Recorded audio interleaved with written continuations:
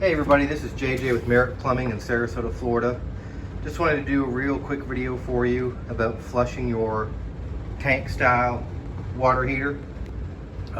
Your water heater should be flushed approximately once a year to help remove the sediment in the bottom that builds up from sediment and dirt in the water and minerals, particularly here in Florida with our hard water. Over time, those minerals and sediment build up in the bottom of the water heater. They become acidic and they can eat through the tank prematurely. So it's a good idea once a year to flush your water heater to help just get the most amount of time out of it that you can. And it's really simple. This is not something that you typically would need to call someone out to your home to do. I'm gonna go over the way I've always done it. The way some people used to recommend doing it would be, and it could get complicated for some people and you could make a mistake. So they used to tell you to turn off the water at the valve and turn off the power to the water heater and drain the entire heater all the way out. And one of the problems with that is that if you forget to turn the power off to the water heater and you drain the water heater with the power on, you will burn out the heating element in the water heater. So we don't want to do that. So the simplest, the easiest way to flush your water heater, especially if you don't want to call someone out to do it, is to simply hook a hose, just a standard garden hose, up to the drain valve on the bottom of the water heater. And then most of them now, you just use a standard flathead screwdriver and stick it in here and unscrew this.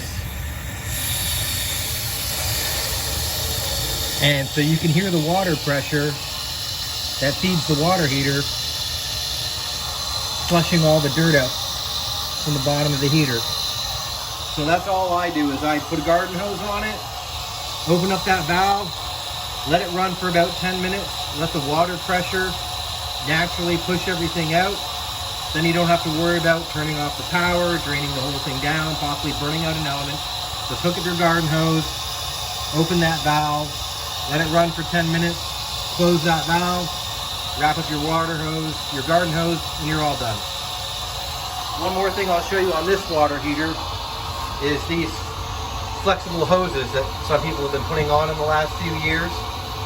While they do make the installation of your water heater quite easy, one of the things we've had happen on them is, while they look like they're braided stainless steel on the outside, so the outside is braided stainless steel, that's just so that way if the hose inside ruptures, they don't burst and will hold them together. Inside this braided stainless steel is just a rubber hose. And these braided hoses, they work fine on toilets, at faucets, but for whatever reason, at water heaters, it's common after a few years, the rubber will start breaking down in the hose and you'll start getting black specks coming through your faucets. So if I get a phone call from someone that says they have black debris coming through their faucets, the first place I'm coming to look is the water heater, and if it's got these hoses, we're gonna get rid of them.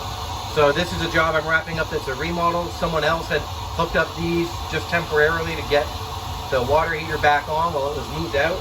So I'm gonna go ahead, cut these hoses out of here and hard pipe it back in the proper way. But that's something to watch out for, is if you're gonna install your own water heater or if someone else puts these on, I really don't recommend these hoses, because down the road, you may be calling me back out to remove them due to black debris coming through the water. So that's it. I'm gonna let this flush out for about 10 minutes, and then I'm gonna turn off the water. I hope you found that helpful.